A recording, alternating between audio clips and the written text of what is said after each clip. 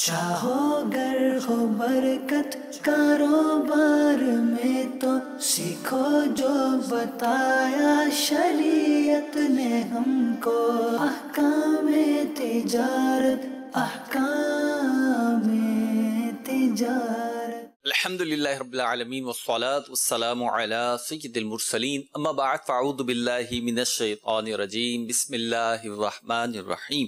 الصلاة والسلام علیک یا رسول اللہ، الصلاة والسلام علیک یا حبیب اللہ، الصلاة والسلام علیک یا نبی اللہ وعلی آلک وصحابک یا نور اللہ۔ مدنی چینل کے ناظرین، پروگرام احکام تجارت کے ساتھ حاضر ہیں۔ حسب معمول مفتی علی اصغر اتاری مدنی مدظل العالی ہمارے ساتھ تشریف فرما ہے، درود پاک کی فضیلت شامل کریں گے اور پھر انشاءاللہ آپ کے سوال کے ساتھ مفتی صاحب کی بارگاہ میں حاضر ہوں گے۔ نبی کریم رؤوف الرحیم صلی اللہ تعالی علیہ وسلم کا فرمان رحمت نشان ہے کہ جو شخص ایک دن میں 50 بار درود پاک پڑھے گا، میں قیامت کے دن اس سے مصافحہ کروں گا، یعنی ہاتھ ملاؤں گا، شیک ہینڈ کریں گے۔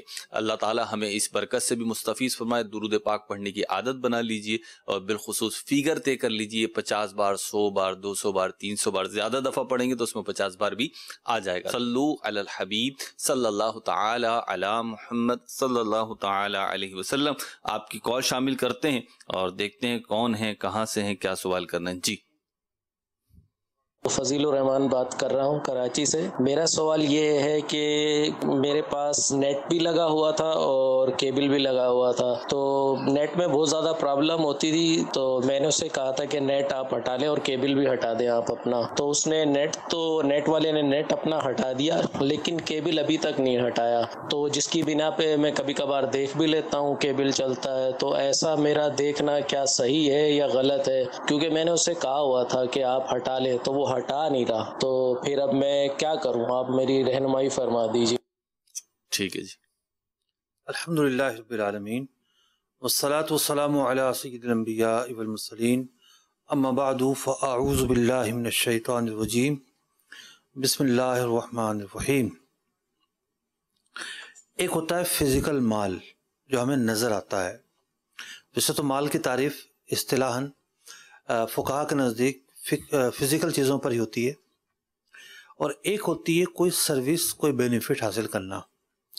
تو بینیفٹ حاصل کرنے کے حوالے سے بھی جائز مواقعوں کا ہونا ضروری ہے۔ جیسا کہ ایک شخص جو ہے وہ کسی کے گھر پر قبضہ کر لے اور اس کو کہتا رہے کہ گھر تو بھائی تمہارا ہی ہے، میرا تھوڑی ہے، میں تو بس عارضی طور پر آیا ہوا ہوں، استعمال کرتا رہے۔ اس نے کیا کیا کہ دوسرے کے جو بینیفٹس تھے اس گھر کے، بجائے اس کے کہ وہ خود رہتا، کسی کو کرائے پر دیتا، وہ کسی اور نے آ کر ہتھیا لیے۔ تو اسی طریقے سے اگر نیٹ کیبل لگی ہوئی ہے، کیبل کا مطلب یہ ہے کہ جب بھی کوئی کنیکشن لگواتا ہے، ٹی وی کا کیبل ہو یا نیٹ کا کیبل ہو، تو عام طور پر تار کے پیسے وہ خود ادا کرتا ہے۔ ایسا نہیں ہوتا کہ آپ نے کنیکشن ختم کروا دیا تو تار وہ اتار کر لے جائے گا۔ ہمارے عرف میں یہ بات شامل ہے کہ تار کے پیسے وہ خود ادا کرتا ہے۔ ٹھیک۔ اب نیٹ تار لگنے کی وجہ سے آ رہا ہے، اس کا معاملہ تار سے نہیں ہے، اس کا معاملہ اس بات سے ہے کہ اس نے اپنے سسٹم میں آپ کو بلاک نہیں کیا، ڈسکنیکٹ نہیں کیا، اس سے غلطی ہو گئی ہے، ٹھیک، اسے یاد نہیں رہا ہوگا، کوئی اور وجہ ہوگی۔ اس کے لیے اس کی بنا پر یہ نہیں کہہ سکتے آپ کہ جناب اب جو سروس آ رہی ہے میرے لیے حلال ہے۔ وجہ اس کی یہ ہے کہ آپ معاہدہ ختم کر چکے ہیں، آپ اپنا جو بھی عہد تھا وہ پورا ہو چکا ہے، وہ تو ختم ہو چکا ہے، لہذا اب یہ ممکن نہیں ہے کہ آپ جو ہے وہ اس منافع کو، اس سروس کو، اس بینیفٹ کو استعمال کرتے رہیں۔ آپ کو فوری طور پر ختم بھی کرنا پڑے گا، اور جتنا آپ نے استعمال کیا ہے اور اس کی جو معاوضہ بنتا ہے وہ معاوضہ بھی اسے ادا کرنا پڑے گا اور سوری بھی کہنی پڑے گی۔ یہ نہیں کہ ایک آدمی جو نا وہ تالا کھلا چھوڑ گیا تو کوئی اس کی تجوری سے چیزیں نکال لے کہ جناب تالا تو کھلا چھوڑ گیا تھا، وہ میں کیا کروں؟ نہیں، بلکہ ہماری ذمہ داری یہ ہے کہ حق بنتا ہے تو ہم ہاتھ آگے بڑھائیں گے، ورنہ ہم ہاتھ آگے نہیں بڑھائیں گے۔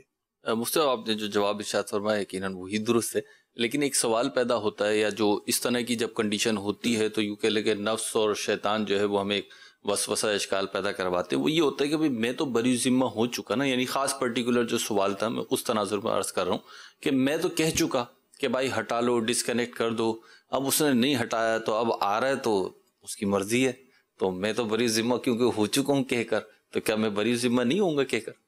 دیکھیے دوسرے کا مال آ رہا ہے نا، جی، آنا اور چیز ہے، استعمال کرنا اور چیز ہے. ٹھیک، اگر وہ آ رہا ہے تو آپ استعمال کیوں کر رہے ہیں جب وہ آپ کی نہیں ہے؟ صحیح، آپ معاہدہ ختم کر چکے ہیں تو کیسے استعمال کر سکیں گے؟ ٹھیک. تو بہرحال یہ جو مفتی صاحب نے جواب ارشاد فرمایا، آپ اس کی اب بجلی جو ہے وہ آ رہی ہوتی ہے، تاروں کے اندر تو بجلی ہوتی ہے نا. جی تاروں میں تو آج کل تو وہ پلاسٹک میں لپٹے ہوئے تار، اور جو پہلے دوسرے تار ہوتے تھے لوگ کیا کرتے تھے، کنڈے مار لیتے تھے. جی بجلی تو آ رہی ہے تو ہم لوگ لگا لیتے ہیں کنڈے. تو یہ بھی یہی معاملہ ہے. ٹھیک ہے، وہ بھی غلط تھا، یہ بھی غلط ہوگا. ٹھیک ہے جی، اگلی کال دیجیے. اطہر اتاری اسلام آباد سے عرض کر رہا ہوں. احکام تجارت میں مفتی صاحب سے سوال عرض تھا.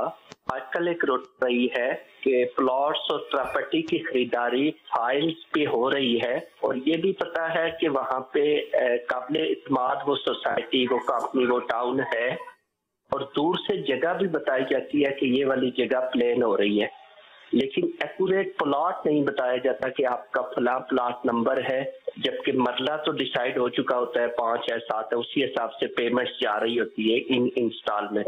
تو شرعاً اس میں کوئی کباط تو نہیں، اگر ہے تو اس کی تلافی کیسے ہوگی، یہ رہنمائی ارشاد فرما دیجیے. ٹھیک ہے جی. کسی بھی سوسائٹی میں آپ اس وقت تک پلاٹ نہیں خرید سکتے جب تک کھڑے ہو کر آپ دیکھ نہ سکیں کہ یہ میرا پلاٹ ہوگا. وہ اگر آپ کو دکھاتا ہے کہ جناب یہ آپ کا پلاٹ ہوگا تو آپ خرید لیں، قسطوں میں خریدیں یا کیش میں خریدیں. وہ اگر نہیں بتاتا تو ہم نے دیکھ لیا ہے کہ کتنا لوگوں کے ساتھ دھوکہ ہوتا ہے. اس وقت ہزاروں لوگ مختلف سوسائٹیوں میں فائلیں لے کر گھوم رہے ہیں. فائلیں تو ہیں، پلاٹ نہیں ان کے پاس. جی، کیوں پلاٹ نہیں ہے؟ ان کو کہا گیا کہ جناب اس فیز میں، اس فلاں میں، فلاں میں، فلاں میں، اور بعد میں پتہ چلا کہ ہے ہی نہیں، اس کے پاس تو اتنی زمین ہی نہیں تھی. جی، تو خرید و فروخت کے اندر جو چیز آپ خرید رہے ہیں اس کے اندر جہالت، کنفیوژن نہیں ہونی چاہیے.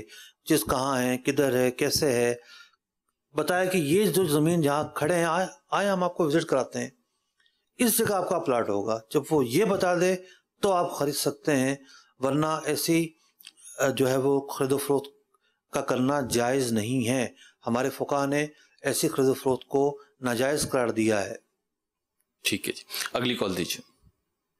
سارے ڈیفینس کراچی سے عرض کر رہا ہوں کہ اسٹیٹ کے حوالے سے جو اسٹیٹ ایجنسی ہوتی ہے اس پر کوئی بروکر کام کرتا ہے تو ہماری یہ ہوتی ہے کہ ہاف کمیشن میں آدھی ہو جاتی ہے. تو بعض ایسا ہوتا ہے کہ کمیشن نہیں ملتی، پارٹی روک لیتی ہے اور اس میں پھر کافی عرصہ وقت انتظار کرنا پڑتا ہے. اب وہ جو بروکر جس نے ڈیل کی تھی وہ میری آفس چھوڑ کے چلا جاتا ہے، بعد میں وہ اس پارٹی کو وہ اس کو دے دیتا ہے. میری اس میں کوئی وہ مطلب ہے کہ بھاگ دوڑ نہیں ہوتی کہ پارٹی سے پیسے لینے ہیں، وہی وہ سب کچھ کرتا ہے، مگر وہ میری آفس سے جا چکا ہے. اب اس کو جب وہ پیمنٹ ملتی ہے تو وہ مجھے دے گا یا نہیں دے گا، اس کا رہنمائی فرما دیجیے.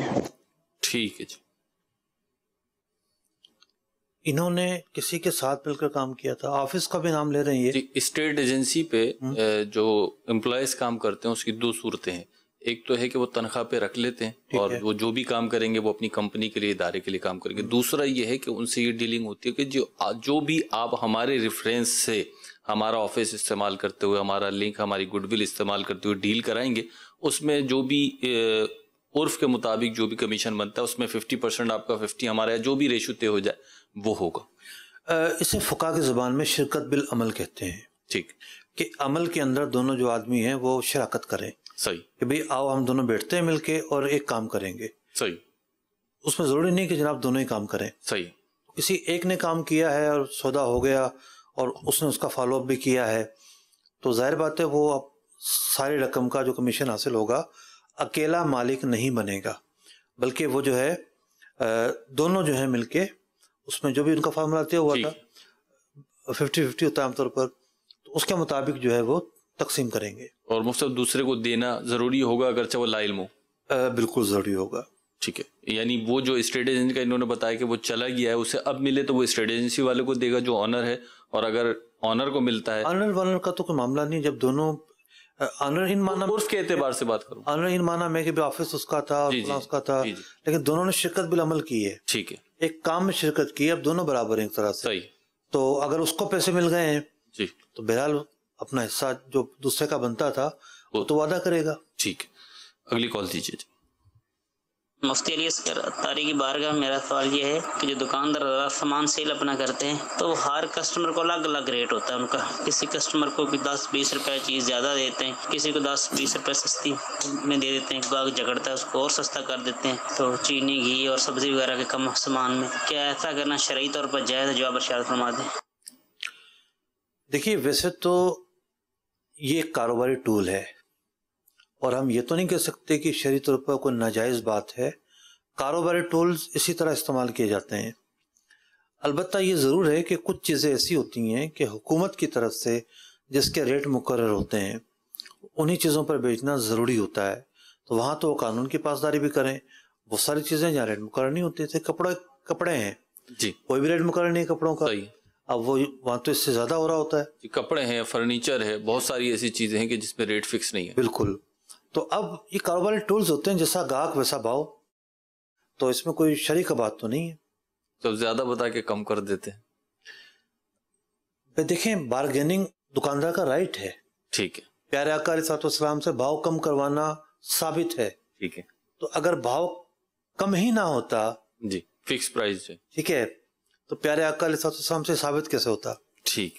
اور بھاؤ تاؤ ہوگا تو ظاہر سی بات ہے ہر کسٹمر سے وہ الگ الگ ڈیلنگ ہوگی کیفیت کے مطابق. ممکن ہے. ٹھیک ہے, اگلی کال دیجیے. جی, میری زمین ہے تو میں نے اپنے ایک دوست کو کہا کہ آپ کچھ پیسہ لگا کے اس مکان بنا دیں, تو جو کرایہ اٹھے گا میں تھوڑا پیسہ آپ کو دوں گا, تھوڑا میں رکھ لوں گا. یہ جائز ہے کہ ناجائز ہے بھائی, یہ معلوم کرنا تھا. اچھا جی. جی مفتی صاحب, زمین تھوڑا پیسہ لگا کر بنا لیں یا پورا پیسہ لگا کر بنا لیں, ابہام ہے. ٹھیک ہے. ہم بالفرض سوچتے ہیں کہ اس نے سارا پیسہ لگا لیا. ٹھیک, یعنی زمین ان کی تھی اور ساری رقم اس نے لگائی, سارے اس نے خرچ کر لی. تو اب سوال یہ پیدا ہوتا ہے یہاں پر, جی, ایک صورت بچتی ہے اس معاملے کے جائز ہونے کی, جی, جو مجھے اس وقت سمجھ میں آ رہی ہے کہ جب اس نے عمارت بنائی تو پوری عمارت کا مالک وہ ہو گیا. ٹھیک ہے. عمارت میں ان کا کوئی شیئر نہیں ہوگا. صحیح ہے. کل کو اگر وہ تقاضا کرتا ہے کہ جناب پیسے دو, اس کو کہا جائے گا کہ بھئی دو ہی صورتیں ہیں, یا تو میں مکان یہ جو عمارت ہے کسی بھاؤ پر آپ سے خرید لوں, صحیح ہے, بارگیننگ ہوگی. ٹھیک ہے. یا یہ ہے کہ یہ جو عمارت ہے اس کا ملبہ آپ لے جاؤ. ٹھیک ہے, چاہو تو ممکن ہو تو عمارت ہی اٹھا کے لے جاؤ, جو بھی پاسبلٹی, ملبے کی صورت بنے گی. ٹھیک ہے. تو آنرشپ جو بنا ہے, جو اسٹرکچر ہے, اس میں اسی کی ہے جس نے ڈالا ہے. ٹھیک ہے. لیکن پلاٹ ان کا ہے. صحیح ہے. تو یہ کر سکتے ہیں کہ اپنے پلاٹ کو کرائے پر دے دیں اس شخص کو. ٹھیک ہے, کہ بھئی میں اتنا کرایہ لوں گا, عمارت بناؤ, کچھ بھی کرو, جو مرضی کرو, ٹھیک ہے, باقی تمہارا معاملہ ہے, آگے کرائے پہ دو یا رکھو, جو بھی کرو. ٹھیک ہے. یہ صورت جائز ہے. صحیح. جو انہوں نے طے کیا ہے وہ ناجائز ہے. ٹھیک ہے جی. اس صورت کو آج بھی اپنا سکتے ہیں. صحیح, آج بھی اپنا سکتے ہیں. ٹھیک ہے. آج بات یہ کہ عمارت بن گئی ہے, بلڈنگ کھڑی ہو گئی ہے, زمین ایک کی ہے, بلڈنگ دوسرے کی ہے. ٹھیک ہے. آج بھی معاہدہ کر لیں. اچھا, رینیو کر لیں معاہدے کو. اگر غلط ہوا ہے تو رینیو کیا کریں گے, درست معاہدہ کریں گے. جی.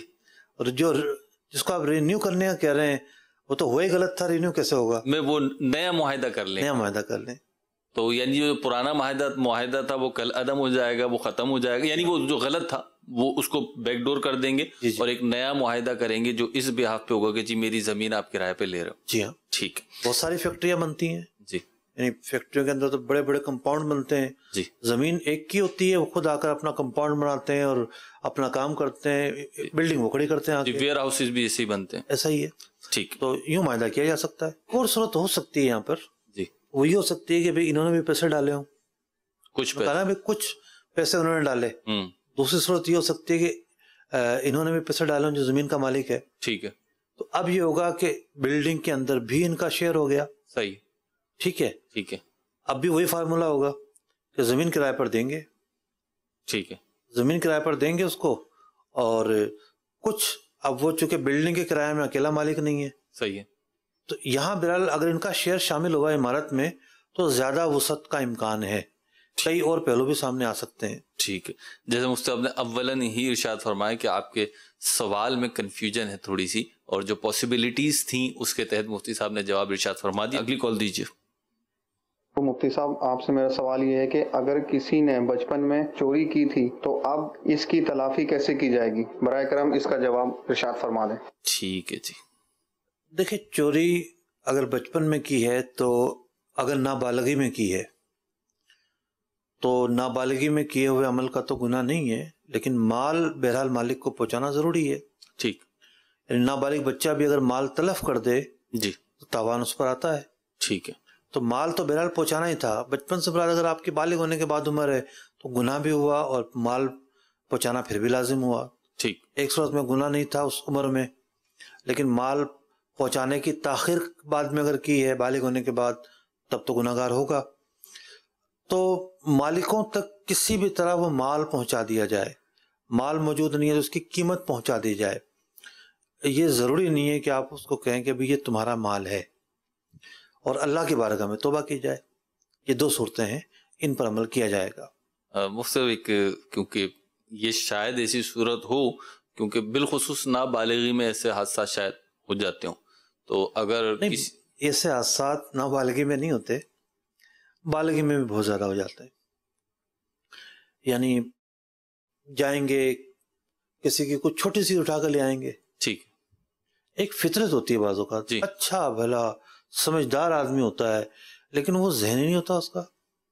اب میکینک ہے جی، کسی گھر میں کام کرنے گئے جی، مثال کے طور پر کوئی بجلی کا کام کیا جی، ٹھیک ہے بھائی، سامان ہے، تار ہے، بٹن ہے، بورڈ ہے، وہ کس کے ہیں؟ وہ تو مالک کے ہیں جی، لیکن آتے ہوئے بیگ میں ڈال کے لے آئے. ایون جو پرانے نکلے ہیں جو خراب ہو گئے وہ بھی مالک کی طرف وہ بھی مالک کے ہیں، ٹھیک، بغیر اجازت تو بھی نہیں لے سکتے. صحیح. تو یہ سمجھ رہے ہیں کہ جی پتہ نہیں چلا کسی کو، بس کام ہو گیا ختم. ہے تو یہ چوری. اچھا وہ کتنے مہنگے ہوں گے؟ جی، کوئی مہنگے نہیں ہوں گے. جی. تو ایسا نہیں ہے کہ جناب ان سے کوئی ہزاروں روپے بن جائیں گے، لیکن یہ ایک فطرت ہوتی ہے، یعنی ان کی ایک نیچر ہے کہ انہوں نے یہ کام کرنا ہی کرنا ہے. ٹھیک. تو یہ ظاہر بات یہ بری نیچر ہے. ہوتا یہ ہے کہ زندگی میں آپ کوئی بھی کام کرنے جائیں، جی، یہاں تک کہ آپ عبادت کرنے بھی کھڑے ہوں، اس کے اندر غلطی کا امکان ساتھ ہو جاتا ہے. غلطی کا امکان کیوں ساتھ ہو جاتا ہے کہ دو راستے موجود ہیں. بندہ نماز پڑھنے کھڑا ہوا ہے، ریاکاری آ گئی، ثواب ہی نہیں ملا. بندہ نماز پڑھنے کھڑا ہوا، خوش و خصو چلا گیا. نماز پڑھنے کھڑا ہوا اور بہت ساری غلطیاں ہو گئیں، یہاں تک کہ اس کا فرض ہی ادا نہ ہوا. ایسی غلطیاں بھی ہو جاتی ہیں. تو آپ جو بھی کام کرنے لگے ہیں وہاں کوئی غلطی بھی ہو سکتی ہے. یہ ایک نقطہ اگر آپ ذہن میں رکھ لیں تو آپ محتاط ہو جائیں گے. لوگوں نے یہ فرض کر لیا ہے کہ ہم جو کچھ کر رہے ہیں بالکل ٹھیک ہے، مجال ہے اس میں کوئی غلطی کا پہلو پایا جاتا ہو، مجال ہے کوئی کمی خامی اور کوئی کوتاہی پائی جاتی ہو، ہم سے کوتاہی ہو، ہم سے غلطی ہو، ہم سے کوئی کسر رہ جائے. ایسا نہیں ہے. جب محاسبہ ہوتا ہے اور جب کسی عالم دین کے پاس آپ جائیں اور وہ آپ کو بتاتا ہے کہ جناب آپ کو یہ نہیں یہ کرنا چاہیے تھا، یہ نہیں یہ کرنا چاہیے تھا. ایک اسلام میں میرے ساتھ تھے، انہوں نے کوئی چیز خریدی نا، ٹھیک، کھانے پینے کی چیز تھی. اب وہ کہہ رہے میں ایک لے لوں. میں نے کہا بھائی جو چیز آپ نے تلوائی ہے اگر آپ کو چکھنی ہے آپ اس میں سے کیوں نہیں چکھ رہے؟ بعض مجھے کہتے ہیں کہ میں نے تو بڑا سیکھا ہے، میرا تو کبھی ذہن ہی نہیں گیا اس بارے میں. میں کہا دیکھیں کم از کم یہ سوال تو ہے نا یار. جی، ہم سوال کیوں کریں اس سے؟ ٹھیک. اگر آپ کو چکھنے کو دل چاہ رہا ہے تو آپ تلوا تو رہے ہو، اپنی میں سے چکھ لو. ہاں اسی میں سے لے لو. ٹھیک ہے. ٹھیک. تو یوں مطلب یہاں چوری تو نہیں کلائے گی، یہ عمل چوری تھوڑی کلائے گا. جی جی کچھ سے میں لے لوں. جی. اچھا اس طرح بعض اوقات یہ ہوتا ہے کہ دکاندار ایسے ہوتے ہیں جن کے پاس کثرت سے آنا جانا ہوتا ہے تو سوال بھی بعض اوقات معیوب نہیں ہوتا. ٹھیک ہے. بعض اوقات دکاندار خود بھی آفر کرتے ہیں، بڑی زبردستی دے رہا ہوتا ہے، آپ چکھ کے دیکھیں، کھا کے دیکھیں. اچھا میرے ساتھ تو ایسا ہوا ہے کہ میں گیا اور میں نے ذہن بنا لیا کہ میں نے نہیں لینی. ٹھیک ہے. اب وہ زوری دیے جا رہا ہے تو مجھے پتا ہے کہ میں لوں گا ہی نہیں، تو بلا وجہ کھا کر اس کا نقصان کرنا، اس کا کیا فائدہ. ٹھیک. تو یعنی اس दुकानदार से मांगना अब यहाँ तो मतलब दुकानदार से मांगना हर मौके पर कोई बुरा सवाल ही जरूरी नहीं है, ठीक, लेकिन जरा सोचने की बात है कि हो सकता है उसको बुरा लग रहा हो। अब एक पाव चीज खरीदेगा एक गाहक आके और आधा छिटा खा लेगा, ठीक है, तो उस बेचारे के साथ क्या होगा, नुकसान तो बहरहाल हो सकता है ना उसका। मुझसे बाज़ औक़ात तो मतलब वो उर्फ आदत कुछ इस किस्म का होता है। उर्फ आदत से मेरी मुराद रूटीन चल रही होती है, और जो कारोबारी लोग होते हैं उनकी नज़र में इतनी बड़ी वैल्यू नहीं होती, लेकिन आपका अपना एटीट्यूड ना वहाँ पे पता चल जाता है। एक साहब खुद मुझे बता रहे थे, मैंने मिठाई ली थी एक दफ़ा, तो कह रहे आपने मिठाई कैसे ली, मैंने बताया इस तरीके से ली, तो कह रहे नहीं, जब मिठाई खरीदनी हुआ करे ना फिर किसी ज़रा अच्छे बंदे को, तगड़े बंदे को अपने साथ लेके जाओ। यानी जब वो बाज़ औक़ात मिठाई तकसीम करनी होती है आपने, तो आप ज़रा कुछ ज़्यादा ऑर्डर देते हैं, 10-20 किलो मिठाई का देते हैं, वो पैकेट्स बनवाते हैं। तो बड़ी जो मिठाई की दुकानें होती हैं, स्वीट शॉप होती हैं, बेकरीज होती हैं, तो वो क्या करते हैं कि जब आप जाते हैं तो आप कहते हैं भाई चेक कराएं, तो वो थोड़ा थोड़ा आपको चेक कराती। तो वो खुद अपना बता रहे थे कि मैं गया तो मैंने तो उनकी तमाम आइटम चेक किए थे, खरीदना तो मुझे ये था, मैं जहन बना के गया था, लेकिन अब मैं यूं कर देता तो फिर वो चेक नहीं कराते, तो उन्होंने सारे चेक कराए। अब वो सीखने वाली बात है, आपने जो फरमाया कि कम अज कम ये सवाल या बेमुरव्वती में तो आएगा ना कि इतनी सारे आप जो है ना मामलात कर रहे हैं, इसकी वो करें। मुफ्ती साहब जो सवाल इन्होंने किया था उसका जवाब तो आपने तफसीलन दिया कि बचपन की चोरी है, तो जो भी आपने तफसीली जवाब इरशाद फरमाया। एक पहलू अगर इसका यहाँ पे ले लें ताकि बात कंप्लीट हो जाए, कि हो सकता है कि 2, 4, 5 साल 10 साल हो गए हों तो ज़्यादा इम्कान बढ़ जाते हैं, वरना तो लम्हों की बात है। और आजकल तो ये बहुत वाज़ेह है कि जिसका माल चुराया था या जिसका माल लिया था, भले चोरी की नीयत नहीं थी लेकिन हकीकतन तो वो चोरी ही हुआ, तो अब जो है वो उसका इंतकाल हो गया, अब क्या करेगी? हर आदमी तो लावारिस नहीं होता ना। नहीं, लावारिस तो जाहिर सी नहीं, उसके वारिस तो होंगे। वारिस होंगे तो वारिसों को चीज दी जाएगी। वारिसों को तकसीम कारी में मतलब तकसीम कारी इसका जिम्मा थोड़ी है, जाके वारिसों को दे देगा, किसी भी एक वारिस को दे दे। जाहिर बात है वारिस जिसको भी देगा उसके पास अमानत होगी। अब वो अगला फर्ज उसका है कि उसका क्या करेगा और क्या नहीं करेगा, ठीक है। इसका जिम्मा यह है कि वारिसों को जाकर दे दे, और सबसे बेहतर यह है कि जो मोहतात वारिस हो उसको जाकर दे। ठीक, अगली कॉल दीजिए जी। मालूम करना चाहता हूँ कि एक मुल्क में गैर मुल्क में गैर कानूनी तरीके से काम करने जा रहे हैं, तो क्या वो काम करना के लिए जायज है या नहीं? अच्छा जी, अगर आप जा रहे हैं, जगह जो इस्तेमाल किया है, इन फ्यूचर का इस्तेमाल किया है, तो दरख्वास्त ये होगी कि ना जाएं। आपके छोटे छोटे बच्चे हो सकता होंगे, शादी नहीं होगी तो आप माँ बाप के छोटे बच्चे होंगे, या जिनका भी मसला है, आपके भाई बहनें भी होंगी, वो आपका इंतज़ार करेंगे पूरी उम्र। जिस ख़तरात से और जिस कैफियत से लोग गैर कानूनी तौर पर दीगर ममालिक में जाते हैं, वो बड़ी अजीब दास्तानें होती हैं। और मदनी चैनल पर पूरी फॉलोअप स्टोरी भी पर मुश्तमिल कई प्रोग्राम किए गए हैं, उनसे भी बहुत कुछ सीखने को मिलता है। और अगर वहाँ मौजूद है कोई शख्स, पहुँच चुका है, अब अगर वो कोई जायज़ काम कर रहा है वहाँ पर, तो बहरहाल रोज़ी रोटी तो उसको खानी है ना वहाँ पर। तो जायज़ काम अगर कर रहा है तो उसको नाजायज़ कैसे कह सकते हैं? हाँ, कोई नाजायज़ काम ना करे, मतलब कोई शराब में इन्वॉल्वमेंट ना हो, कोई सुअर में इन्वॉल्वमेंट ना हो, कोई और ऐसा काम ना करे कि शरीयत मुतहरा की तालीमात इजाज़त ना देती हो, इससे परहेज़ करना होगा। ठीक है जी, मुफ्ती साहब ने जवाब इरशाद फरमाया, और क्योंकि आपने सीगा जो इस्तेमाल किया, मुफ्ती साहब ने भी उसकी तफहीम की है, समझाया है।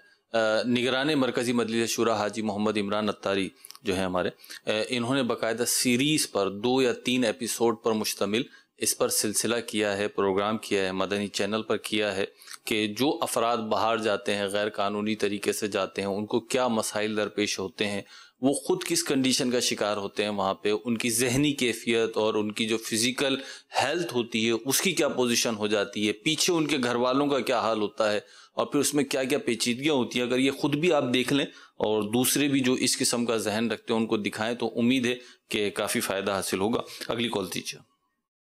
मैं मुफ्ती साहब से ये बात करना चाहता हूँ कि ये जो पेंशन है ये हराम है कि सही है? अच्छा जी, देखिए, पेंशन के 2 मरहले होते हैं। पहला मरहला ये होता है कि एक आदमी जब रिटायर होता है तो उसे एक बड़ी अमाउंट मिलती है, और दूसरा मरहला ये होता है कि फिर उसे माहाना तौर पर रकम मिलना शुरू हो जाती है। ٹھیک. تو جو ابتدان بڑی اماؤنٹ ملتی ہے وہ تو جی پی فنڈ وغیرہ کی رقم ہوتی ہے، اس میں ایک حصہ وہ ہوتا ہے جو آپ کی اپنی تنخواہ سے کٹ کے جمع ہوا ہوتا ہے، اور پھر بینک کی طرف سے سود اس میں شامل ہوتا ہے. بینک کی طرف سے جو سود شامل ہوتا ہے وہ حرام ہے، وہ آپ نہیں لے سکتے. مطلب نہیں لے سکتے کا مطلب یہ ہے کہ آپ وصول تو کریں گے لیکن اس کو خرچ نہ کریں بغیر ثواب کی نیت کے. وہ حصہ کہ جو سود میں ملا ہے وہ کسی مستحق کے زکوٰۃ کو دے دیں گے. جو جتنی رقم آپ کی کٹی تھی، آپ کی جمع ہوئی تھی، وہ آپ کے لیے حلال ہوگی. اب اس کے بعد جو رقم آپ کو مل رہی ہے، گورنمنٹ جو ملازمین ہوتے ہیں پینشن انہیں کو ملتی ہے، وہ گورنمنٹ کی طرف سے عطیہ اور انعام ہے، وہ لینا جائز ہے، اس میں کوئی قباحت نہیں ہے. ٹھیک ہے جی، اگلی کال دیجیے. میں نے آن لائن اسٹور کھولنا ہے تو اس حوالے سے پوچھنا تھا کہ آن لائن اسٹور پہ کوئی آن لائن اسٹور کھلتا ہے، اس پہ لوگوں کی چیزیں لوگ لگائیں گے آ کے اور لوگ ہی خریدیں گے، اور میرا اس پہ کمیشن لینا کیسا ہے؟ ٹھیک ہے جی. یہ تھرڈ پارٹی ہیں جی. ایک پلیٹ فارم مہیا کر رہے ہیں یہ، اور اس پلیٹ فارم پر دکاندار بھی آ کر اپنے پروڈکٹ لگائے گا اور گاہک بھی آ کر ڈیل کریں گے. تو آپ ایک سروس فراہم کر رہے ہیں. اگر جائز پروڈکٹ کی آپ جگہ دیتے ہیں، مطلب آپ کو کلوزنگ کرنی پڑے گی، کوئی ایسی چیز نہ ہو کہ جو ناجائز ہو، آپ کوئی آ کر شراب لگا دے اس پر، تو ایسا تو آپ نہیں کر سکتے کہ جناب آپ ان چیزوں کو بھی اجازت دیں. باقی جو حلال چیزیں ہیں، جائز چیزیں ہیں، وہ اگر آپ کوئی لگاتا ہے آ کے دکاندار یا بیچنے والا، اور گاہک خریدتا ہے اور آپ بیچ میں جو ہے وہ ان دونوں کا معاہدہ کراتے ہیں، سروس انجام دیتے ہیں، کوآرڈینیشن کا کام انجام دیتے ہیں، اور دیگر تمام چیزیں، بہت ساری چیزیں آپ کو کرنی ہوں گی، تو اس کی بنا پر آپ کمیشن کے حقدار ہیں، کمیشن لے سکتے ہیں، کوئی حرج نہیں ہے. ٹھیک، اگلی کال دیجیے جی. مفتی صاحب سے میرا سوال عرض ہے کہ میرا تعلق ماہی گیر اسلام بھائی سے ہے. تو مفتی صاحب، اگر سمندر میں جو کاروبار کرتے ہیں جو مچھلی کا، تو جو مچھلی کا جو خرید و فروخت کرتے ہیں ان سے ایڈوانس پیسہ لینا جائز ہے؟ اگر ایڈوانس پیسہ لیا جاتا ہے تو پھر جب فشنگ کر کے آتے ہیں تو پھر مچھلی کا جو ریٹ چلتا ہے اس میں کوئی فکس نہیں ہوتا ہے، ان کا جتنا چاہے اتنا رقم کاٹ سکتے ہیں، تو یہ کرنا جائز ہے؟ رہنمائی فرمائیے. اللہ جی. میرے بھائی بہت عرصہ پہلے جو ہے وہ مچھلی کے حوالے سے ایک پروگرام کیا تھا. نہیں، فشری تو نہیں جا سکے تھے، بوٹ میں ہم نے پروگرام کیا تھا. آپ نے؟ جی، میں نے کیا تھا، عبدالحبیب بھائی بھی تھے اس میں. جی. تو پھر ہمیں ایک پروگرام کرنا پڑے گا اس پر. اچھا، مجلی سے ماہی وہ ہمارے عبدالرحیم بھائی تو کئی دفعہ بول چکے ہیں کہ وندر میں ایک، کیونکہ جو کراچی ہے جی جی، یہاں تو کم ماہی گیر ہے، پھر بھی جی ان علاقوں میں اور بھی زیادہ ہیں، اور وہاں رش بھی کم ہے، جی، بڑے اچھے طریقے سے ہو سکتے ہیں. تو خیر بہت سارے ان کے مسائل ہیں، اور بڑی خوشی ہوئی مجھے کہ اس طبقے کی طرف سے ایک سوال آیا ہے. ورنہ تو یہ بیچارہ ایسا طبقہ ہے کہ جس کو شاید ٹی وی دیکھنے کی فرصت ہی نہ ملتی ہو. جی، یہ تو دنوں اور ہفتوں جو ہے وہ کئی ہفتے جو ہے نا وہ سمندر میں رہتے ہیں. اب سوال تو انہوں نے کیا ہے، اب یہ سوال بہت زیادہ جو ہے وہ تفصیل کا تقاضا کر رہا ہے.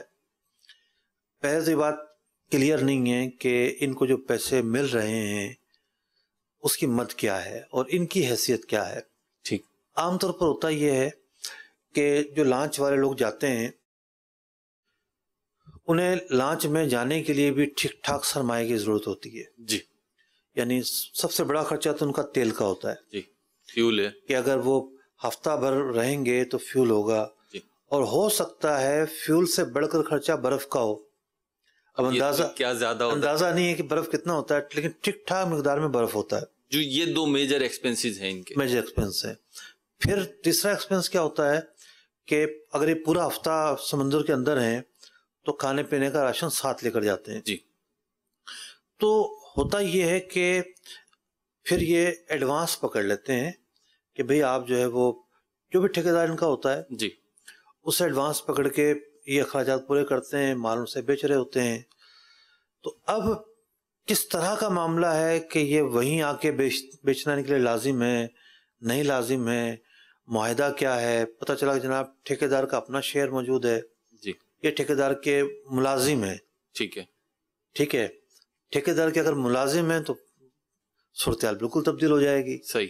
تو تفصیل اس کی جاننی ہوگی، اور اللہ نے چاہا تو کبھی ہم مچھیروں کے ساتھ بیٹھیں گے تو اور زیادہ اللہ نے چاہا تو تفصیل کے ساتھ گفتگو ہوگی. ٹھیک ہے جی، اگلی کال دیجیے. میں ایک ادارے میں کام کرتا ہوں اور میں جس پارٹی کے سے مال لیتا ہوں اس پارٹی کو اگر میں بولوں گا میرا کمیشن رکھو تو یہ جائز ہے یا ناجائز ہے؟ یہ تو سراسر ناجائز ہے، کیونکہ آپ اس پارٹی کو جو کچھ بھی اس سے مانگ رہے ہیں اس کی وجہ یہ ہے کہ آپ یہ باور کروانا چاہتے ہیں اگر آپ مجھے پیسہ نہیں دو گے تو ہم جو ہے مال کہیں اور سے خرید لیں گے. جی، پرچیزنگ ڈپارٹمنٹ جو ہے یہ تو یہ سیدھا سیدھا رشوت ہے. اور بعض اوقات جو ہے وہ پارٹی ضروری دے رہی ہوتی ہے، بھائی ذرا ہم سے سودا کر لو، ہم سے ڈیل کر لو، ہم آپ کو یہ پیسے دے دیں گے. تو بہرحال یہ ناجائز ہے. آپ ایک ادارے کے ملازم ہیں، ادارہ آپ کو اس کام کے پیسے دیتا ہے، تنخواہ دیتا ہے، سیلری آپ کو ملتی ہے، تو وہی آپ کا حق ہے. اس کے علاوہ جو آپ دوسری پارٹی سے لیں گے وہ رشوت ہے. مفتی صاحب یہ جیسے سوال آیا اور بڑا کامن سوال ہے، کیونکہ بہت بڑی فیلڈ ہے اور نیچے سے لے کے اوپر تک، یعنی چھوٹے پیمانے سے لے کے بہت اربوں کھربوں روپے تک کی شاید ڈیلنگ جو ہے اس کے تھرو کہیں نہ کہیں ہو رہی ہوتی ہوگی. اور جتنا ہمارا تجربہ اور مشاہدہ ہے وہ یہ ہے کہ کہیں نہ کہیں آفر ہو رہی ہوتی ہے. اچھا، جیسے میں نے عرض کیا کیونکہ ویریشن بہت نچلے درجے کے بھی پرچیزر ہوتے ہیں اور پھر جو بہت بڑی کمپنیاں ملٹی نیشنل کمپنیز ہیں ان کے بھی ایجنٹ تو ہوتے ہیں، ان کا بھی جو یوں کہہ لیں پرچیزنگ ڈپارٹمنٹ ہوتا ہے وہ کروڑوں روپوں کی خریداری کر رہا ہوتا ہے، اور جو اتنے اوپر لیول پہ پرچیزنگ کر رہا ہے اس کی تنخواہ بھی پھر ویسی ہی ہوتی ہوگی، یقینی بات ہے. لیکن اب جب یہ آفرز ہو رہی ہوتی ہیں یا پتہ ہے کہ جی ذرا سا ہم نے اشارہ کرنا ہے اور یہ چیزیں آ جانی ہے، اور بہت ساری چیزیں تو ہیں، چیزیں جو ہیں وہ تو بالکل یعنی واضح طور پر ہوتی ہے نا کہ یہ گھڑی لگی ہوئی ہے. آپ اشارے کی بات کر رہے ہیں مروز بھائی، جی میرے علم میں تو باتیں ہیں باقاعدہ بلا کے ڈیڈ لائن دی جاتی ہے. جی، اگر آپ نہیں دو گے ہمیں خرچہ تو آپ کی ڈیل ہم کینسل کر دیں گے. جی، اور اختیار بھی ہوتا ہے، نقائص نکال دیں گے، آپ کا کام ہونے نہیں دیں گے. جی، پیسے دو. جی، تو یہ وائٹ کالر جرائم میں سے ہے. صاحب میں سوال یہ عرض کرنا چاہ رہا ہوں کہ دیکھیں ایک پرچیزر ہے جس کی سیلری کم ہے، سیلری کم سے میری مراد ہے 10,000 25,000 30 35 40 تک بھی چلیں، کم شمار کر لیں، 50 بھی کم شمار. لیکن ایک پرچیزنگ ڈپارٹمنٹ ہے جس کی سیلری جو ہے، جس کے ہیڈ کی سیلری جو ہے، جو اس منصب پہ بیٹھا ہے اس کی لاکھوں روپے میں ہے، تو وہ بھی اس طرف مائل ہو جاتا ہے. اب وہ روکے کیسے اپنے آپ کو، یہ میں چاہ رہا تھا. دیکھیے جو رشوت کھا رہا ہے تو اس کا پیٹ تو کبھی بھی نہیں بھرتا. صحیح. حرام جس کے منہ لگا ہوا ہے تو حل میں مزید کنارے ہمیشہ لگاتا رہے گا. صحیح. ہمیشہ لگاتا رہے گا. تو کیونکہ اس کو تو صبر ہے ہی نہیں نا، جبھی تو وہ حرام پر اتر آیا ہے، تو اس کو ہم یہ کہیں گے بھائی صبر کرو. جی. حرام منہ میں لگاؤ تو کیسے، کب صبر ہوگا؟ جب خوف خدا پیدا ہوگا. ٹھیک. توبہ کی توفیق ملے گی، پھر اس کو آنکھیں کھلیں گی، فرق پتہ چلے گا یہ چیز میری آخرت خراب کرے گی، میرے لیے جہنم کا سامان بن سکتی ہے، میرے اللہ تعالیٰ کو ناراض کرنے والی ہے. پھر اس کے سامنے فرق واضح ہوگا، پھر وہ پیچھے ہٹے گا. یہ چند سکے ہی ہیں، اگرچہ کروڑوں میں بھی ہوں تو یہ چند سکے ہی کہلائیں گے. یہ دنیا میں بھی رسوا کریں گے، آخرت میں بھی پھنسوا دیں گے. اللہ ہمیں بچنے کی توفیق عطا فرمائے. اور مردانگی تو یہی ہے کہ ایسے موقع پہ جو ہے وہ نیکی کا دامن تھام کے رکھے بندے، نیکی پہ استقامت کی دعا بھی چاہے، توفیق. کلچر جو ہے نا، کلچر جی وہ بڑی اہمیت رکھتا ہے. ٹھیک. اس کو پتا ہے کہ جناب اس کے جو کولیگس ہیں، اس کے جو ساتھ کے لوگ ہیں، فلاں گاڑی لے لی، فلاں گاڑی لے لی، یہاں گھر لے لیا، یہاں انویسٹمنٹ کر دی، یہ پلان خرید لیا، وہ پلان خرید لیا. یہ جو چاندنی ہے، چکا چوند دنیا ہے، یہ اس کے لیے بڑی چمک کا باعث بنتی ہے، اور اس چمک کے پیچھے وہ بھاگ رہا ہوتا ہے. ٹھیک. اللہ سب کو سلامتی عطا فرمائے، ہمیں آزمائش سے محفوظ فرمائے. اگلی کال دیجیے. مفتی صاحب سے میرا یہ سوال ہے کہ میرا کام سبز منڈی سے ریلیٹڈ ہے. میں یہ پوچھنا چاہوں گا کہ یہ جو آلو سٹور میں کرتا ہے تو سٹور میں سے رکھ لیتے ہیں ہم 2-3 ماہ کے لیے، اس کے بعد جب مہنگے ہوتے ہیں اس وقت نکال کے بیچتے ہیں. کیا یہ سٹور میں آلو رکھنا جائز ہے یا ناجائز ہے؟ یہ پوچھنا چاہوں گا. ٹھیک ہے جی، آپ نے تو آلو کا سوال کیا ہے، میرا خیال ہے مساوی سے تھوڑا سا وائٹ کر لیں تاکہ اور لوگوں کے لیے بھی رہنمائی ہو جائے. آپ میرے خیال میں ہمارے ساتھی تھے جی، جب ہم نے زندگی میں جو ہے وہ سب سے زیادہ آلووں کی فصلیں دیکھی تھیں، ओकाड़ा से हम निकले थे पाकपतन से होते हुए और कसूर के रास्ते लाहौर गए थे। तो इस पूरे रास्ते में जनाब जगह जगह पर आलू के जो है बड़े बड़े स्टोर बने हुए थे जी। आलूओं की हमने डिशें देखी थी उससे पहले, और वहाँ पे आलू की नहीं, एक तो आलू की फसलें थी जी, चारों तरफ आलू की फसलें जी, और फिर जगह जगह पर जो है आलू के स्टोर जी। होता ये है कि जब फसल आती है तो दुकानदार ओकाड़ा के लोगों ने बताया भी कि भाई ऐसा भी हुआ है कि रेट इतने कम हो गए कि दुकानदार कहने लगे कि जी हम लोड करवाएंगे, बारदाना खर्च करेंगे, शहर तक पहुंचाएंगे, इससे अच्छा हम फेंक देते हैं जी, क्योंकि वो महंगा पड़ रहा था जी। ट्रांसपोर्टेशन फेंके भी इसी तरह तो में पड़ी थी।